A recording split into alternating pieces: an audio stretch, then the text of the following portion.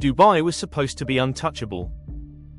The city that built islands in the shape of palm trees, filled its malls with indoor ski slopes, and convinced the world that luxury had no ceiling. But right now, in 10 specific districts across this city, something is quietly unraveling, and the people who live there are watching it happen in real time. This is not a story about a country falling apart. It is a story about what happens when a city builds itself entirely around one thing, and then that thing starts to disappear. The numbers tell part of the story. International tourist arrivals into Dubai dropped sharply in the years following the global disruptions of the early 2020s. But the statistics only reveal the surface. What they cannot capture is what that decline actually looks like on the ground: the emptied storefronts on streets that once had waitlists, the luxury hotels quietly offering rooms at a fraction of their listed price, the service workers who vanished because the demand that brought them here simply evaporated. And the districts where this collapse has hit hardest are not the ones you might expect. Most people think of Dubai as a monolith, one gleaming skyline, one unified vision. But the city is actually a collection of very different worlds, each with its own economy, its own rhythm, and its own vulnerability. And when tourism contracts, it does not contract evenly. It retreats. And it retreats fastest from the places that depended on it most completely. Deira is one of those places. This is old Dubai, the Dubai that existed before the skyscrapers, before the megamalls, before the branded everything. It was built on trade, on the creek that runs through its center, on the gold souk and the spice souk that drew merchants and travelers from across the region. But Deira's tourism identity was always fragile. It catered to visitors looking for the authentic, the historical, the affordable. When those visitors stopped coming in the numbers the district required, the math broke quickly. Shops that had operated for decades began closing. The creek, once dotted with arborists carrying tourists from one bank to the other, grew quieter. Deira did not collapse overnight. It hollowed out slowly, from the inside. Bur Dubai, directly across the creek, tells a nearly identical story. This district has always been where the budget traveler and the long-term expat shared space, a neighborhood of modest hotels, curry houses, textile shops, and the kind of low-key authenticity that gets described in travel articles and then immediately overcrowded. The overcrowding stopped. And without the steady flow of cost-conscious international travelers who gave Bur Dubai its economic oxygen, the district entered a quiet crisis that its residents feel daily but that rarely makes headlines. Then there is the area around Jumeirah Beach Residence, known to most people simply as JBR. Here the story is almost the inverse, a place built from scratch for the premium tourist, a design for Instagram waterfront of restaurants and residences that assumed a permanent flood of high-spending visitors. When that flood became a trickle, JBR found itself exposed in a different way. The overhead was enormous.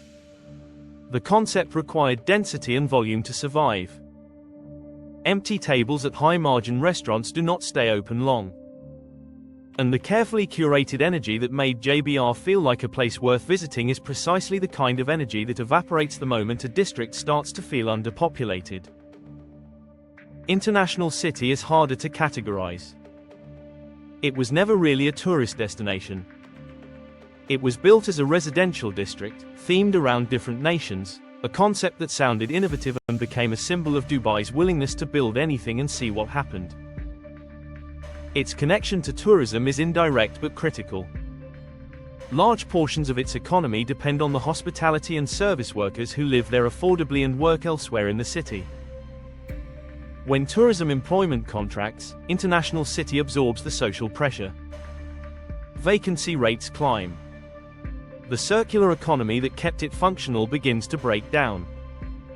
Al Quoz presents a different kind of pressure. Over the last decade, this industrial district transformed itself into one of Dubai's most interesting cultural neighborhoods. Galleries, pop-up markets, creative studios taking over the warehouse spaces that previously stored goods rather than art.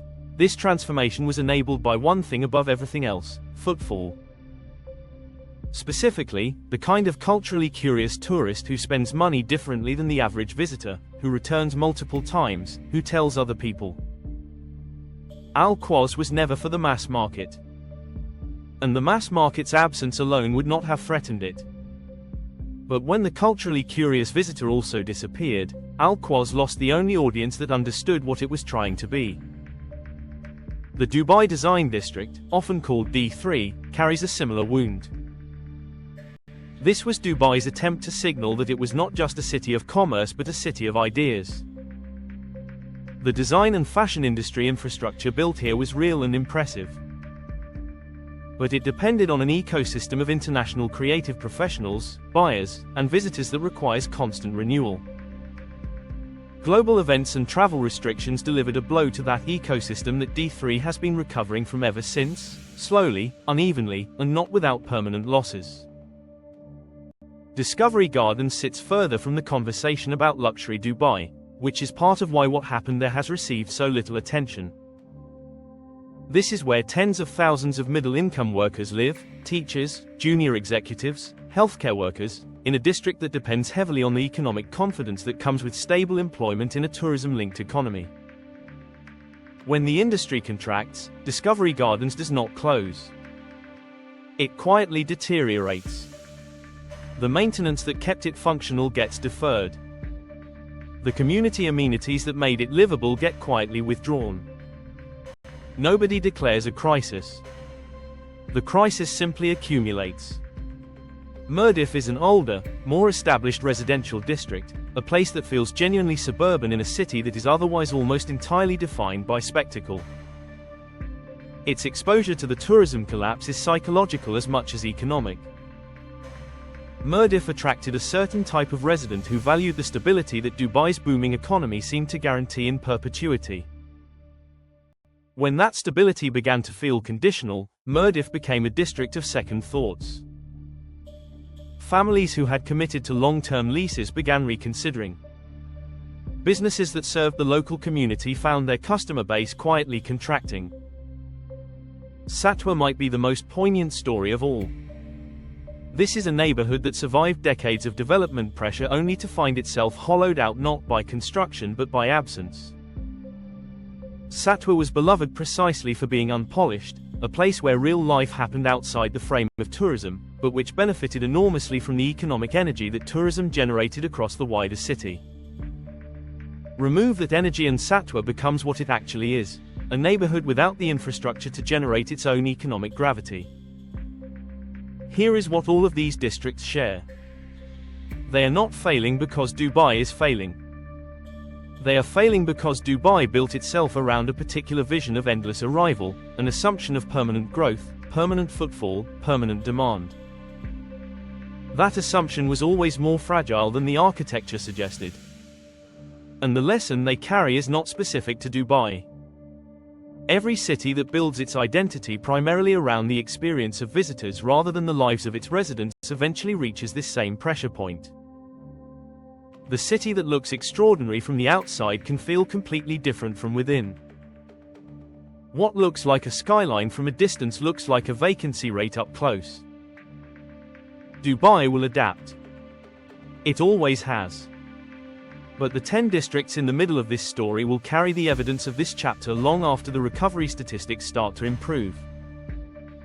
And the next time you look at a city being sold to you as the future, it is worth asking one quiet question. Who exactly is it being built for?